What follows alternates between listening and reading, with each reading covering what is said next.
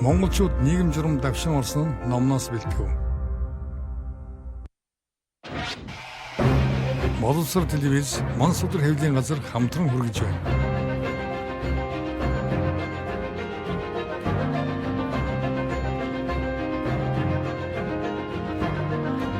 Хоёрдугаар зуун бол Монголын түүхэнд олон томоохон үйл явдал өрнөсөн зуун.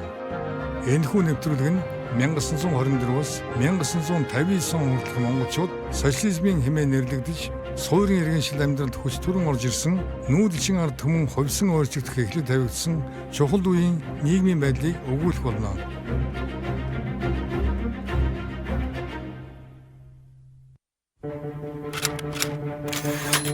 Зөвлөлт маягийн засаглал нь буюу бүгд найрамдах Монгол ард улс бий болсон нь.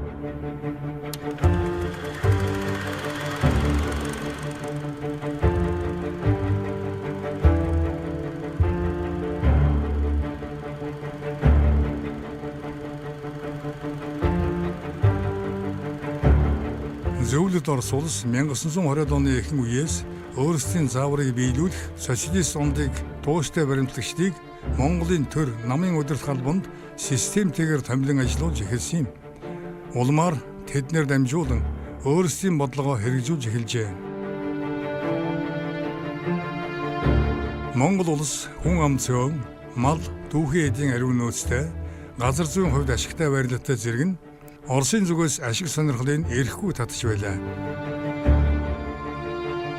Ардын намын цэргүүд Оросын улаан цэргийн хамтаар нийслэл хүрээнд орж ирсний дараа Орос цэргийн комендант байгуулж хотын үйл ажиллагаанд хяналт тогтоосон юм. Ингээд 1921 оны 7 дугаар сарын 8-наас 12-ны өдрүүдэд нийслэл хүрээгээр сэлгүүцэж явсан баруунд үйлчилсэн сэжиг бүхий гэсэн шалтгаануудаар иргэдийг Оросын комендантын газар баривчлан гянданд хорж мэдүүлэг авч байлаа. Хүрээний комендантын газрын шоронгийн дарга Хамбаевын гарын үсгтээ баривчилсан хүмүүсийн нэрсийн жагсаалтад 88 хүн бүртгэгдсэн байна. Үүний дотор Хятад, Япон, Бурят, Монгол ноёд Орос хүмүүс ч багтжээ.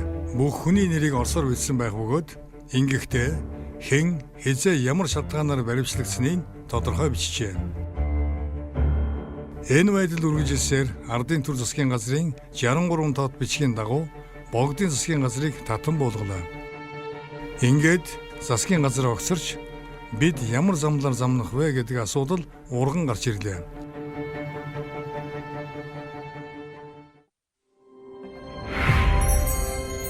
Нэвтрүүлгийн хамтрагч Монс өдөр хэвлэлийн газар. Монгол Ардын намын 3 дугаар их хурал. Улс орны хөгжлийн талаар тэр үед гарч байсан олон ургач үзэл, нарийн эдрэгтэй зөрчил тэмцэл бол юуны өмнө шинжлэх, өөрчлөх, бүтээх эрэл хайгуулын илрэл байсан юм. Энэ үед Монголыг өөрийн онцлог тохирсон байдлаар хөгжүүлэх гэсэн соёлын данзан нарын байр суурь түүнтэй шууд холбоотой. Жамсрангийн цэвэний хоршооны социализмын тухай үзэл санаа нь коммунизмд хүрэхийн тулд капиталист шатыг бүхэлд нь алгасан гэсэн Элбэгдэрж Ирийн Чиногийн зүүнний баримтлалтай зөрчилдөж иржээ.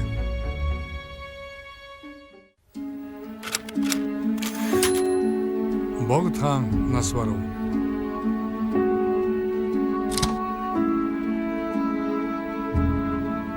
1924 оны 5 дугаар сарын 20-нд Богд Жавсан намб нас барсан юм.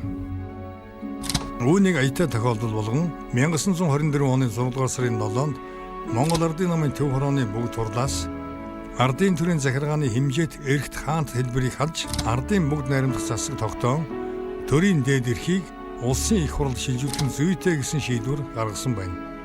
Үүнтэй цаг хугацааны хувь зэрэгцэх болсон асар ноцтой нэгэн гэрээ байсан юм. –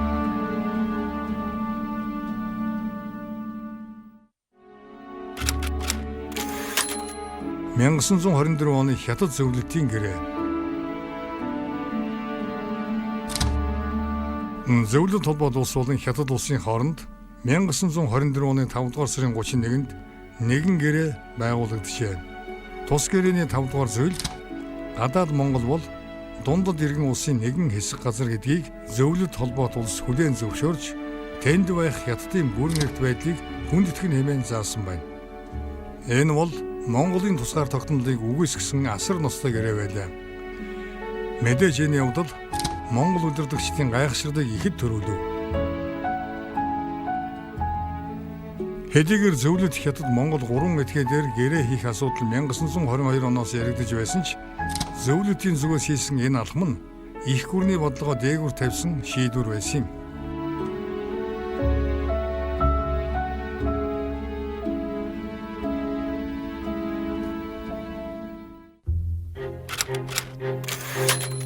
Үндэсний ардчилсан чиг баримжаа болон үзэл санааны зөрчил. Зөвлөлт холбоот улсыг даган дуурайж хуулбарлахын эсрэг бодлого үйл ажиллагаа явуулж байсан хүмүүсийг баруунтан хэмээн нэрлэдэг байлаа.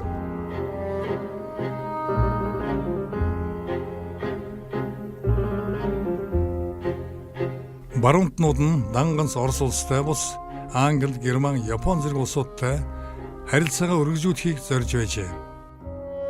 1922 оны Бодоогийн хэрэг, 1924 оны Данзангийн хэрэг, баруунтан гэгчдийн цаана Монгол улсыг өөрийн онцлог, уламжлал дээр суурилсан бодлогоор хөгжүүлэх нь зүйтэй гэсэн үзэл баримтлал байсан юм. –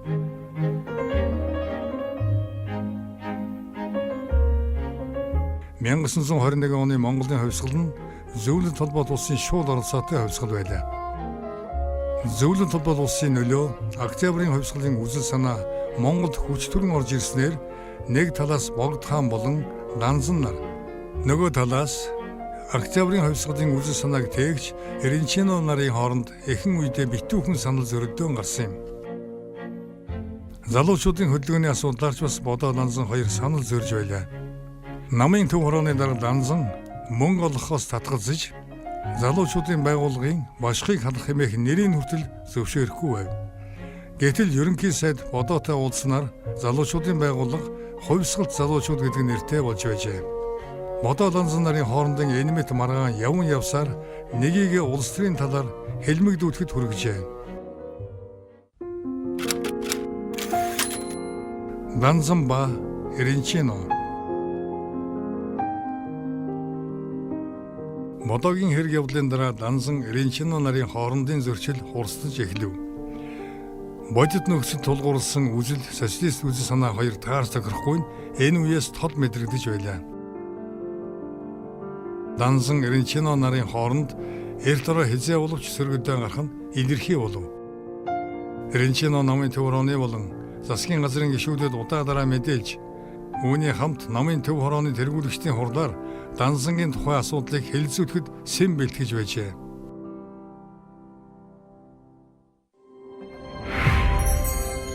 Нэвтрүүлгийн хамтрагч Монс өдөр хэвлэлийн газар. Хуулбарлсан үндсэн хууль.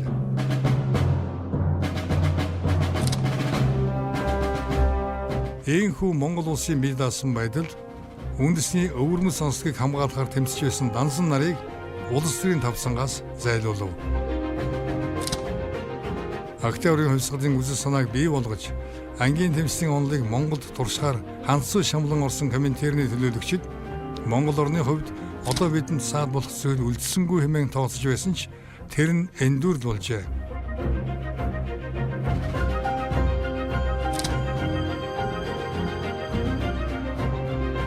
1924 оны 11-р сарын 26-нд улсын анх дугаар их хурл үндсэн хуулийг баталж Монголд бүгд найрамдах засаглан тогтоосноо тунхаглан зарлав. Үндсэн хууль ёсоор улсын баг хурлыг 30 гишүүний бүрэлдэхүүнтэй байгуулжээ. Улсын дээд эрхийг барих анхны баг хурлд зөвлөлт холбоот улсын харьяат 2 хүн орсон, нэг нь Эренчино, нөгөө нь Амагаев байлаа.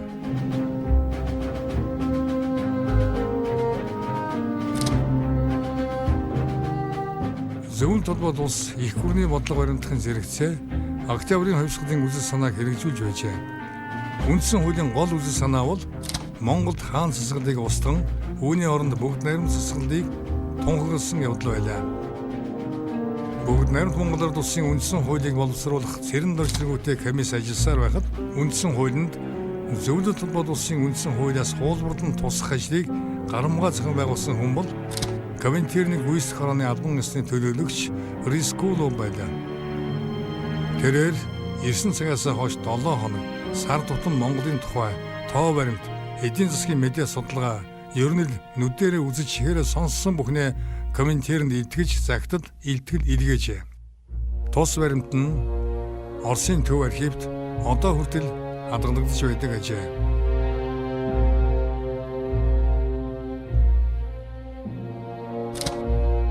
Дараагийн дугаард Монгол баг коминтер нь пан монголизм болон коммунист үзэл санааны ялалтын тухай үзүүлэх болно.